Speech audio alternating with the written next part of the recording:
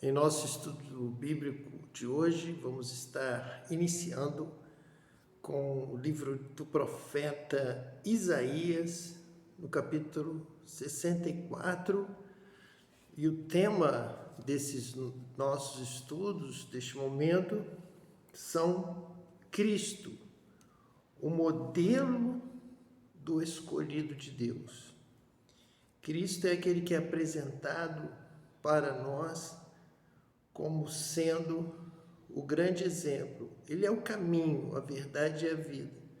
Ninguém vai ao Pai a não ser por Ele. Deus escolhe, Deus se agrada do homem e da mulher que se assemelham a Cristo, que obedecem a Cristo, que recebem a sua palavra. Então, Cristo é um padrão, Cristo é um modelo para nós.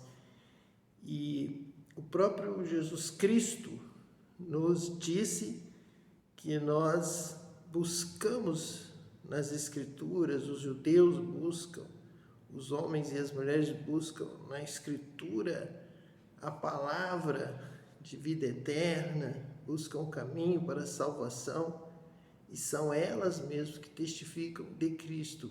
Então, testificam que Cristo é o caminho a ser seguido. Cristo é o modelo. Quando se revela o Cristo, então é para nós olharmos para Ele e sermos iluminados. Ele é a luz que veio ao mundo, ilumina todo homem, toda mulher, mostra o caminho, revela o Pai, traz o conhecimento de Deus, traz assim a salvação. A salvação é uma vida com Deus. A salvação é agradar a Deus. A salvação é ter um encontro com Deus. Isto só se dá, só é possível através de Cristo. Cristo é o Verbo vivo, é a palavra de Deus. E nós somos salvos pela fé na palavra de Deus, pela fé em Cristo. Conhecê-lo, aprender dele, andar no seu caminho. Andar em Cristo, obedecendo a Cristo, seguir a Cristo por onde quer que Ele vá, onde Ele ensina, onde Ele orienta, seguindo e obedecendo os seus mandamentos, como o mandamento real, o mandamento principal, que está no topo mais elevado da vida para agradar a Deus, que é o mandamento do amor. Devemos amar como Cristo amou, porque Deus é amor e quem ama é nascido de Deus. Quem ama realmente anda no caminho de Cristo, pois Cristo nos ama e nos ensinou, nos ensina a amar. Então vamos aqui seguir a busca de Cristo, do conhecimento de Cristo, conhecer, prosseguir, conhecer cada vez mais a revelação de Cristo na palavra, pois Cristo é a salvação para o mundo. Cristo é o Salvador do mundo. Então vamos ler Isaías 64, que nos diz assim, a partir do versículo 1. Ó, se fendesses os céus e descesses, se os montes se escoassem diante da tua face, como quando o fogo inflama a lenha e faz ferver as águas, para fazeres notório o teu nome aos teus adversários. Assim as nações tremessem da tua presença. Nós vemos aqui a mesma promessa que nós lemos no estudo anterior, em Deuteronômio capítulo 28, que fala sobre uma preeminência do Senhor, da sua palavra e do seu povo, dos seus escolhidos, sobre todas as nações. Então, a palavra de Deus está nos indicando que andando na bênção de Deus, no conhecimento de Deus, obedecendo a sua palavra, guardando e vivendo de acordo com a sua palavra, nós deveremos, então, estar dominando sobre as nações. Tanto é que a revelação aqui é para que as nações tremam diante da presença de Deus. Então, do conhecimento da glória de Deus, do amor de Deus, do poder de Deus, de que o Senhor reina, o Senhor domina sobre todas as nações, sobre toda a terra. Então, aqui, como uma oração do profeta, uma revelação que o profeta recebe para orar pela restauração da glória de Deus. Ele também faz aqui uma oração, está aqui dentro desta palavra, uma oração para que venha o reino do Senhor, que venha o teu reino e que a tua vontade seja feita, que a tua vontade prevaleça, assim na terra como já prevalece no céu, que vem então a dominar sobre todas as nações.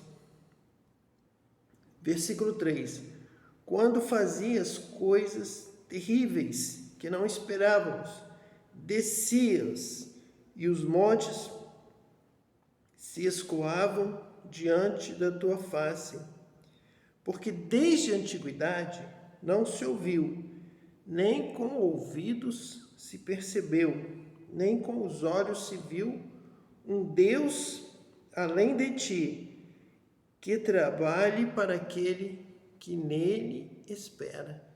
Então aqui a promessa da bênção de Deus, um Deus que trabalha para aquele que o busca, que o conhece, que espera, que crê, que confia no Senhor. Então aquele que confia no Senhor recebe a bênção de Deus, são benditos de Deus. E Deus trabalha. O profeta está lembrando que desde a antiguidade, Deus descia para abençoar o seu povo, para livrar o seu povo, para trabalhar em favor do povo. Foi assim diante do Mar Vermelho. Deus abriu o mar para Israel passar, e Deus fechou o mar para que o exército de Faraó perecesse no mar. Então Deus trabalhou, Deus agiu, Deus realizou obras tremendas em favor de Israel, e as nações tremeram com a manifestação da glória de Deus, da bênção de Deus sobre o seu povo. E o profeta está ali orando para que isso volte a acontecer. E ele traz aqui a revelação de quando é que Deus promove isso. Novamente, faz de novo, Senhor, como tu fizeste na antiguidade com o nosso povo, faz outra vez. E Deus faz de acordo com a palavra. Deus faz de acordo com o que está na palavra. A bênção de Deus virá, Deus fará novamente, Deus está presente. O Espírito Santo está derramado, está à disposição daquele que busca, daquele que nele espera. Como nós acabamos de ler, um Deus que trabalhe para aquele que nele espera, que nele confia, que espera em Deus para que seja feita a vontade de Deus, para que prevaleça a glória de Deus, o poder de Deus, o mandamento de Deus. Então, o que espera no Senhor, espera para que seja feita a vontade de Deus. Às vezes precisamos esperar um pouco de tempo para que não seja feita a vontade precipitada da carne, mas que venha a vontade abençoada, a vontade de Deus na hora certa. Quando Deus orientou o primeiro casal a que comesse de todos os frutos, incluindo o fruto da árvore da vida, eles perceberam que deveria esperar um tempo. Na própria determinação de Deus, estava sendo preparado o momento de Deus. Eles deveriam esperar em Deus. E eles então ouvem a voz do diabo para que eles se precipitassem e agissem então no impulso deste mundo, da terra, carnal, humano, que seria feito em qualquer hora, sem lei, sem direção, sem espera, sem paciência, sem domínio próprio, sem esperar a ordem de Deus, o momento de Deus para que fosse feito. Então eles pecaram e foram destituídos da glória de Deus, porque agiram não da forma como Deus estava orientando, dizendo. Então a forma para que venha a bênção de Deus é agora haver uma renovação, uma reconciliação com Deus, simbolizado, representado pelo batismo, pela aspersão da água pura, como diz o profeta Ezequiel, como João Batista disse: eu vos batizo com água para a remissão dos pecados. Todos iam até João Batista, no Rio Jordão, ali eram batizados por ele, confessando os seus pecados. E aqui vem então Isaías dando também este espaço para a reconciliação. E na sequência, João Batista disse que então viria o Cristo, o modelo do escolhido de Deus, que realmente cumpre a vontade de Deus, o que realmente obedece ao Pai, e por isso é escolhido, por isso agrada ao Pai. É o tema da palavra, do meu chamado, que Deus falou comigo, que esta é a mensagem de Deus para a humanidade, para o homem, para a mulher.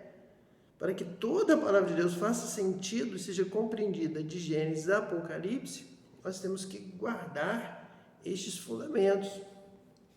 Os escolhidos de Deus são aqueles que agradam a Deus. E então vem o batismo com água e em seguida o batismo com o Espírito Santo. Escolhido de Deus, batizado e que agrada a Deus. Então recebe o Espírito Santo para ter poder para realizar a obra de Deus, para obedecer os mandamentos de Deus, para praticar esta palavra. Só é possível entender a palavra de Deus e assim praticá-la, andar retamente, andar em justiça, com integridade, obediência à palavra de Deus, só é possível através da unção do batismo com o Espírito Santo.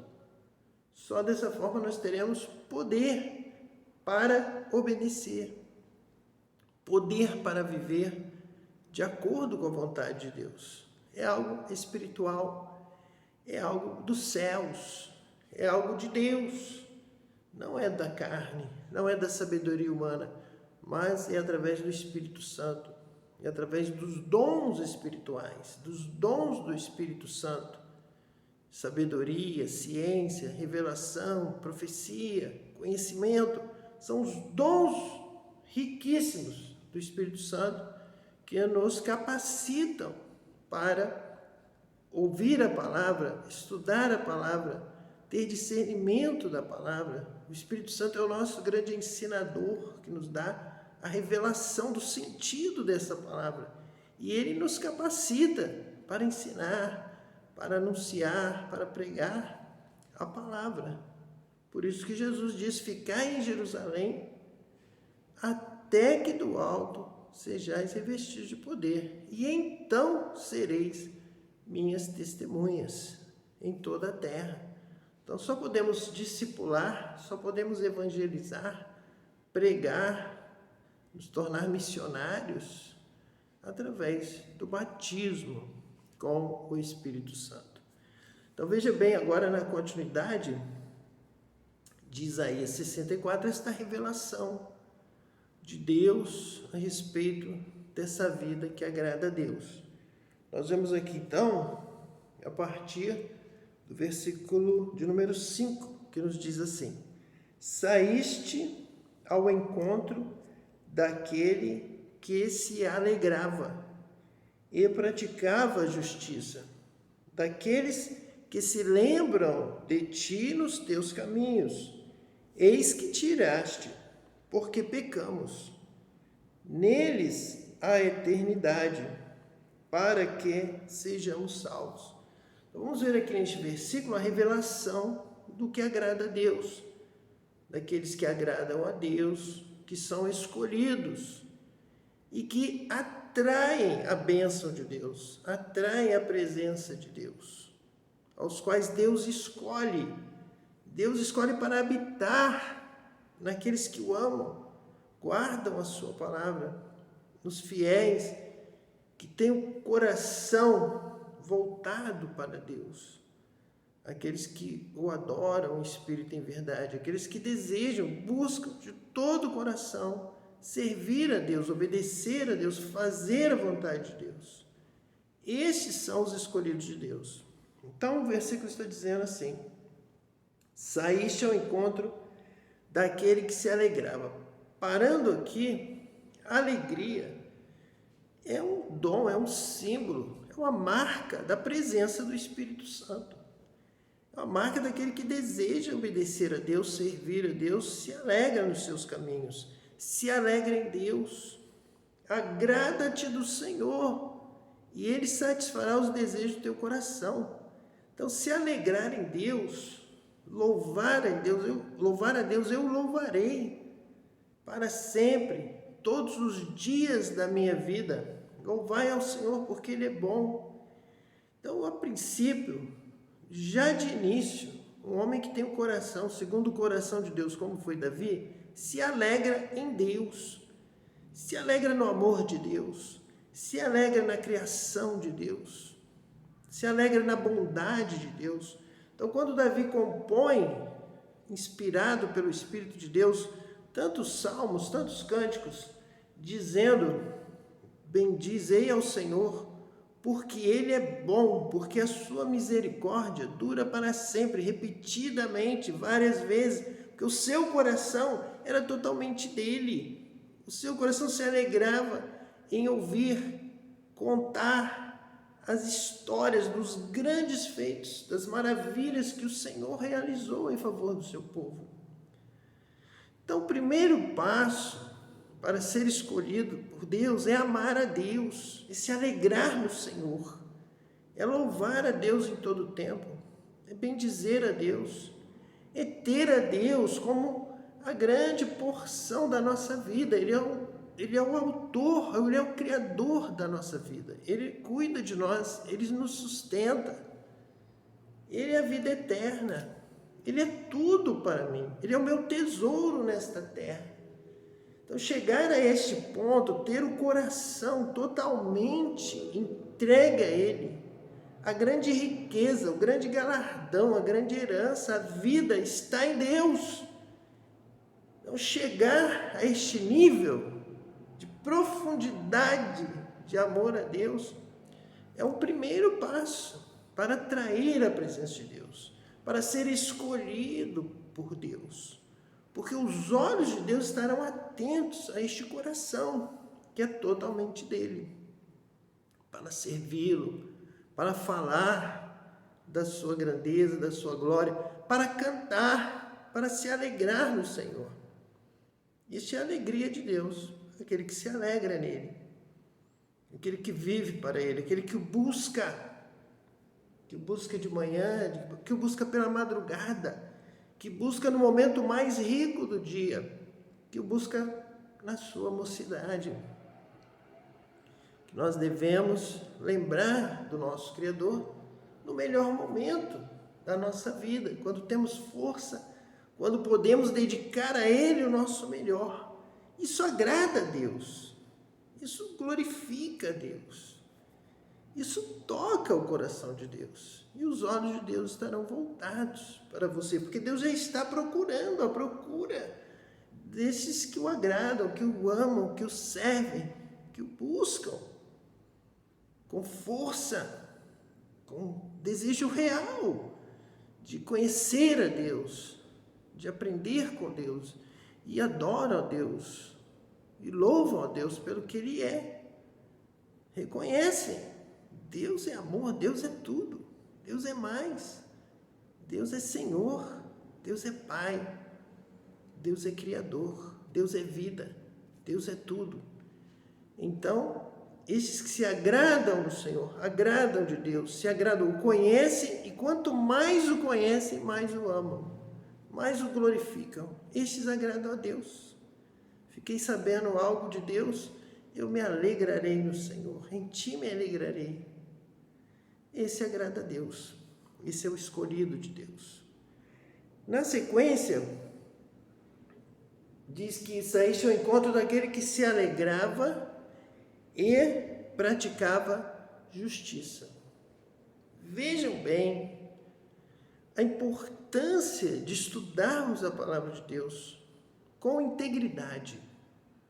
Nós iniciamos um capítulo e vamos acompanhando as palavras uma a uma. Não pulamos, não deixamos de falar porque parece ser de uma denominação, de uma outra religião, de uma outra escola, de uma outra corrente de doutrina, outro vento de doutrina ou teologia, ensinamento de homens.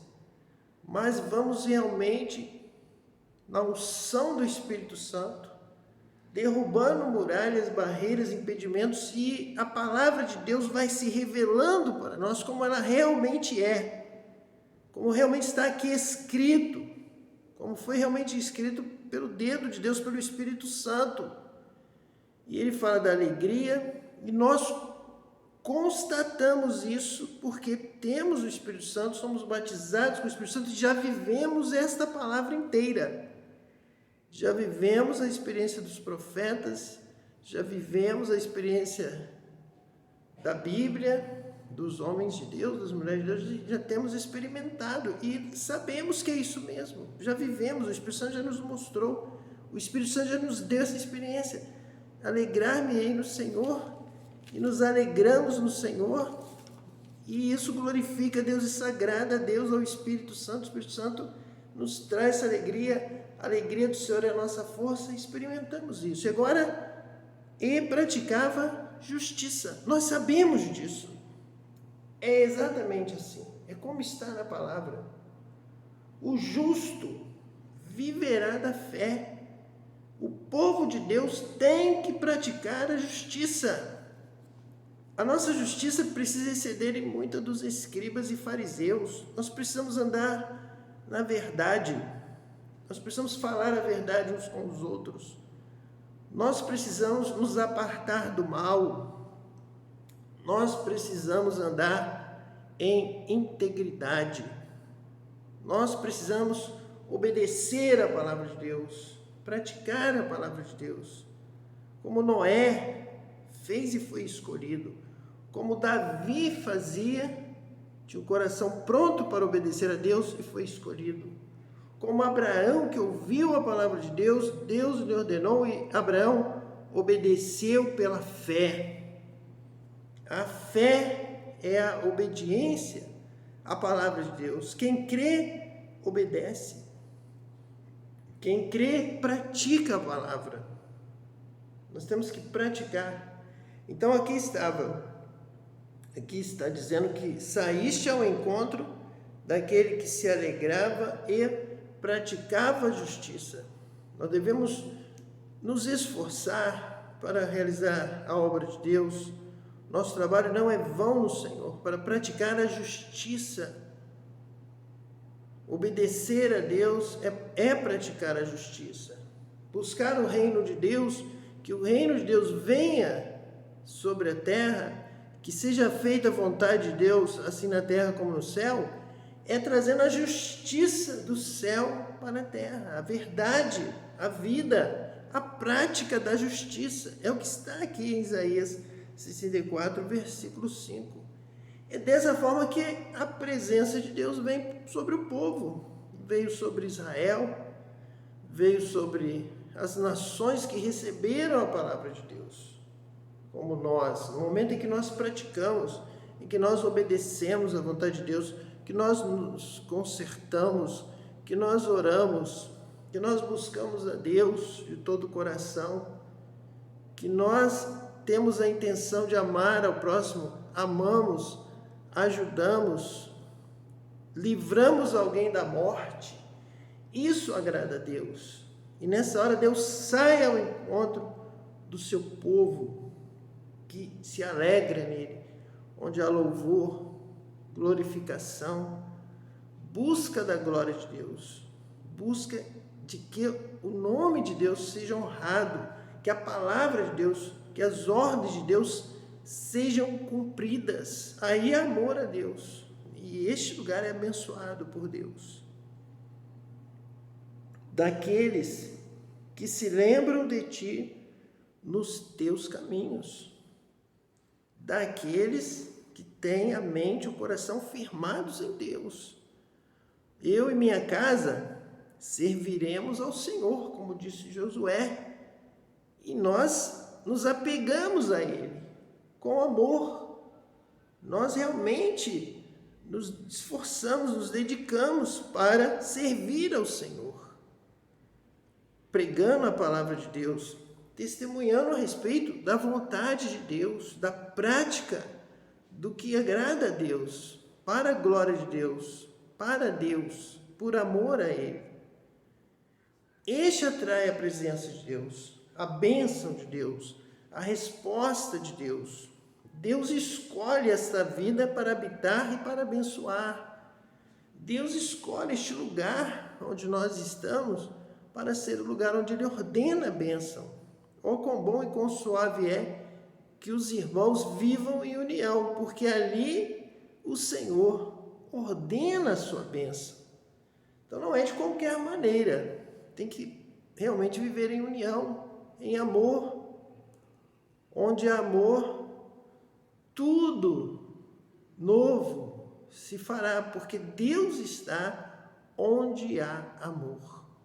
Então, onde há justiça, onde há verdade, Deus está. Deus ama essa casa, Deus ama este lugar, Deus ama essa vida, que o busca, o conhece, o encontra, e agora o conhecendo, deseja acima de tudo viver segundo a vontade de Deus, para a glória de Deus, porque Ele é digno, porque eu conheço a história e sei que havia um nada, havia um caos, um vazio tremendo, quando Deus ordenou que haja luz, que haja vida, que sejam criados, e nos criou a sua imagem e semelhança. Nós somos dele, nós fomos criados para Ele, para servi-lo, para amá-lo. Ele é o nosso Criador, Ele nos formou. Sem Ele, nada do que existe haveria, não teríamos nada. Mas foi Deus, com seu amor, que nos concedeu a nossa vida, o que nós temos, tudo que temos, tudo que somos, veio de Deus. Então Ele é digno de receber a nossa adoração e de que nós vivamos para Ele. Praticar a justiça é obedecer a Deus, é praticar a vontade de Deus, que é justo, Ele é reto, Ele é santo. Nós devemos buscar essa santificação de obedecer a Deus e assim praticar a justiça. Devemos sim, e nos lembrar do Senhor, como fizemos agora, como o Espírito Santo nos revelou nessa palavra agora, a respeito de quem é Deus, desde a criação, desde o princípio. A terra era sem forma e vazia. E Deus disse, haja luz. E a luz se formou e houve separação entre a luz e as trevas, e nós fomos criados para viver na luz da glória de Deus, da presença de Deus, dos caminhos do Senhor, para nos lembrar dele, que vivemos nele. Eis que tiraste, porque pecamos. Então Deus se irou, veio a ira de Deus sobre o pecado, sobre a desobediência. Pecado é errar o alvo, é deixar de fazer a vontade de Deus, é fazer a vontade do diabo, da serpente, da mentira, do engano, da carne, do que é enganoso, do que é passageiro. Nós deveremos estar no jardim, nos alegrando com Deus, em Deus, com Ele, sempre eternamente. Essa é a vontade de Deus, é para lá que nós iremos, é para a glória de Deus, para habitar com Ele eternamente. Ele é o nosso tudo, Ele é a nossa vida. E enquanto nós estivermos passando por essa terra, devemos nos lembrar de Deus em todos os nossos caminhos. Lembrar de andar com Deus, como fez Enoque, foi escolhido como fez Abel, adorando a Deus e recebendo o testemunho de Deus, a bênção de Deus, tornando-se um bendito de Deus, um escolhido de Deus. Nossa missão nessa terra é agradar a Deus para sermos escolhidos por Deus. Neles há eternidade, para que sejamos salvos. Isaías está fazendo referência aos caminhos de Deus, que são perfeitos, e nós devemos andar por eles, porque no caminho de Deus há eternidade, para que sejamos salvos, andando de acordo com a vontade de Deus, praticando a justiça em todo tempo, andando em retidão. O Evangelho, Cristo, veio ao mundo para nos revelar este caminho da retidão, o caminho de Deus, o caminho da obra de Deus, de glorificar a Deus, de servir a Deus, para nos voltarmos para Deus. Ele é nosso Pai, e o Filho deve obedecer ao Pai, aprender com o Pai. O Pai nos ensina, o Espírito Santo está conosco nos ensinando a caminhar nos caminhos de Deus, no caminho de Deus que é perfeito. Neles, aqui está no plural, se lembra de ti nos teus caminhos, na obra de Deus que é tremenda, é ampla, é abundante o que Deus tem a realizar nesta terra, por isso são os teus caminhos, e neles, na obediência, no andar de acordo com a vontade de Deus, no caminho traçado por Deus, ensinado por Deus, que acima de tudo é Cristo, é viver Cristo, é obedecer a Cristo, é andar como Cristo andou. Neste caminho de Cristo, há eternidade para que sejamos salvos. É a árvore da vida para nós. É o caminho para a árvore da vida, que foi perdido pelo pecado que cegou a humanidade, desviou a humanidade do caminho da eternidade, da árvore da vida. Cristo nos leva no caminho para a eternidade, para o fruto da árvore da vida, o fruto perdido, o fruto que foi esquecido pelo engano do diabo e nos levou para o mundo de morte física e de viver sem Deus no mundo de lágrimas, no vale da sombra da morte. Mas Cristo nos leva de volta ao Pai, no caminho da árvore da vida, para que sejamos salvos, para que possamos viver eternamente. Neles há eternidade. Veja bem que o versículo 5 nos falou sobre praticar a justiça. E agora o versículo 6 diz assim: mas todos nós somos como o imundo, e todas as nossas justiças como o trapo da imundícia, e todos nós caímos como a folha, e as nossas culpas como um vento nos arrebatam. Então nós estamos vendo que não praticar a justiça é algo que nos separa da presença de Deus.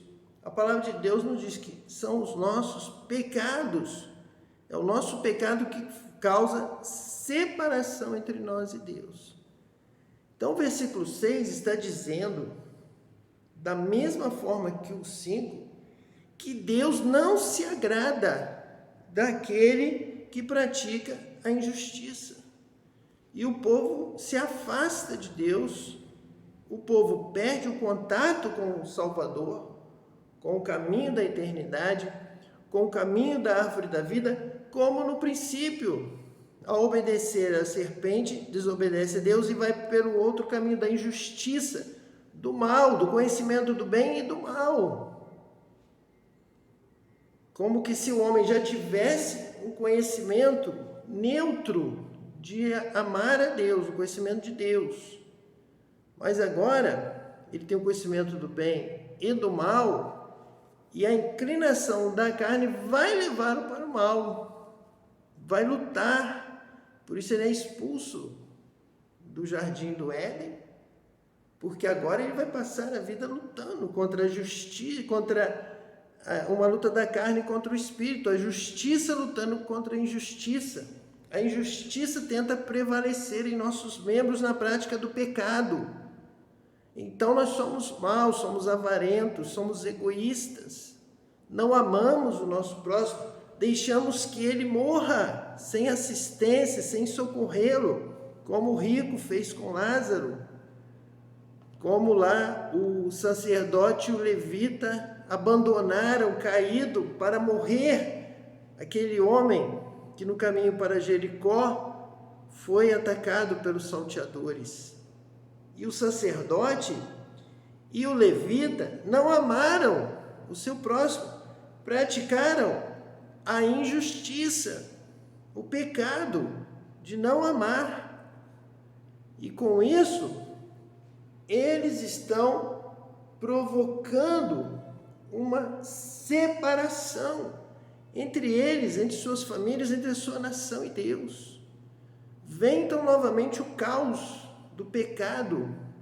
As trevas tomam conta daquele lugar, daquela família, daquelas vidas, daquela sociedade, onde não há amor, não há temor de Deus, não há prática da justiça. Ninguém se coloca na brecha entre Deus e o povo, mas todos se desviam, praticando a injustiça. É um chamado para a conversão, para o arrependimento, para que retorne à prática da justiça. Não é uma concessão que todos podem viver praticando a injustiça. Quanto mais injustiça, mais virá a graça de Deus. Não é isso que está escrito aqui na palavra. A palavra de Deus continua nos exortando a nos arrepender e buscar o reino de Deus e a sua justiça. Quem entra no reino de Deus deve obedecer os mandamentos de Deus e praticar a justiça, servindo a Deus com retidão e integridade, se desviando do mal, da injustiça. Versículo 7. E já ninguém há que invoque o teu nome, que desperte e te detenha. Então, que se coloque na brecha da oração, da invocação, da justiça, da obediência a Deus. Mas aquele que se coloca, aquele que busca Deus, coloca na brecha, tem o modelo de Cristo na sua vida. Foi assim que Cristo se revelou. Aquele que ia buscar a Deus, ao Pai, orava, nos ensinou a orar, a perdoar, a praticar a justiça, que realizou milagres. Este é o Cristo, este se revelou como Cristo. Aquele que sofreu, foi rejeitado, falaram todo mal, mentindo contra ele, ele foi crucificado, ele morreu. E ali ele venceu a morte. Ele morreu para que pudesse enfrentar a morte. E ao vencer a morte, derramar o seu sangue, ele venceu o pecado por nós. E nos batiza com o Espírito Santo para que nós tenhamos uma nova vida. Uma vida que glorifica a Deus na prática da justiça. E ninguém há que invoque o teu nome, que desperte e te detenha, porque esconde de nós o rosto e nos fazes derreter por causa das nossas iniquidades. Então a palavra de Deus em momento algum iria nos dizer que nós podemos praticar a iniquidade, porque a graça é salvadora e a graça não leva em conta os pecados praticados agora. Isso é uma mentira de uma teologia humana, uma teologia mal elaborada, porque a verdade é que a graça, o sangue de Jesus, nos purifica de todo pecado. Quando nós confessamos, deixamos dos pecados da humanidade, de todo pecado cometido. O sangue de Jesus nos purifica de todo mal, de toda iniquidade. Ele morreu pela humanidade para livrá-la do mal, do pecado, mas também para batizar com o Espírito Santo e nos dar a vitória sobre o pecado no futuro, para termos uma vida que agrada a Deus, que glorifica a Deus como Cristo, de obediência. Nós agora vamos desejar fazer o bem e o Espírito Santo nos dá força para fazer o bem. Paulo diz que o corpo, a carne, não permite que ele obedeça a Deus. Ele é escravo na carne, mas o Espírito nos dá vitória. O Espírito nos enche de poder para vivermos uma nova vida. Nós vivemos uma nova vida, nós já morremos para o pecado, morremos para a carne, morremos para o mundo e nascemos agora para uma nova vida em Cristo. Cristo vive em nós, para que possamos ter Cristo como modelo. Vamos andar no seu caminho, vamos orar, vamos glorificar a Deus, vamos nos alegrar no Senhor. O pecado perdoado na cruz por Cristo, vencido, e vencido agora também o poder do pecado que dominava, escravizava o nosso corpo, vencido pelo Espírito Santo que habita em nós, e nos dá poder para viver em justiça, na prática da palavra de Deus e obediência a esta palavra. Essa é a vontade de Deus, que o povo de Deus caminhe em vitória. Vitória sobre o mal, vitória sobre os enganos do diabo. O pecado não terá mais domínio sobre vós. E se pecarmos, temos um advogado, Jesus, e clamamos pelo sangue de Jesus que nos purifica de todo mal, de todo pecado. E o Espírito Santo nos dá autoridade, nos dá condição para praticar esta palavra e para anunciarmos esta palavra e para vivermos em paz, alegria, na revelação dos filhos de Deus, que revelam a glória de Deus para o mundo, que vivem em amor, vivem buscando a santidade, buscando a santificação, sem a qual ninguém verá o Senhor. Então, precisamos vencer o mal, vencer o diabo, as mentiras do diabo, e conseguir rejeitar e conseguir mostrar na palavra a vontade de Deus, porque nós já recebemos poder através do Espírito Santo que habita em nós para pregarmos essa palavra, vivermos essa palavra e para entender, termos discernimento espiritual desta palavra. Isso é praticar a justiça em todo o tempo. E realmente o justo viverá pela fé. O que recebe a palavra de Deus e a pratica em justiça seguirá a sua vida vivendo pela fé nesta palavra, que vai se cumprindo, os milagres vão acontecendo, nós vamos vivendo pela fé. Vamos então, nesse momento, estar retomando nossa meditação, nosso estudo da palavra de Deus sobre a revelação de Cristo. Cristo é o modelo dessa justiça, a justiça de Deus em todos os seus caminhos. Nós vamos então estar lendo lá no livro de Atos dos Apóstolos, no capítulo de número 2. Nós vamos agora iniciar uma sequência de leituras no livro de Atos.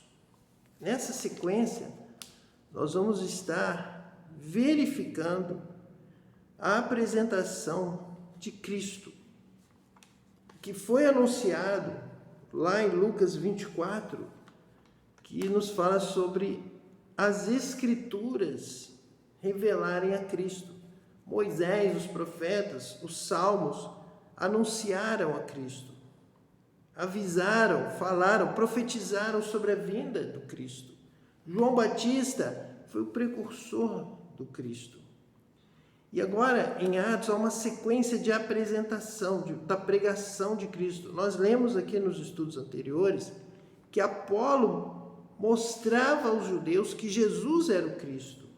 Paulo pregava, mostrando aos judeus que Jesus era o Cristo prometido, anunciado. Os dois são mencionados em Atos, nós lemos aqui, Atos 17, Atos 18, que, de acordo com as Escrituras, nós podemos observar que Jesus é o Cristo. Então, na sequência dos nossos estudos, nós estaremos mostrando isso no livro de Atos dos Apóstolos. Que Deus te abençoe.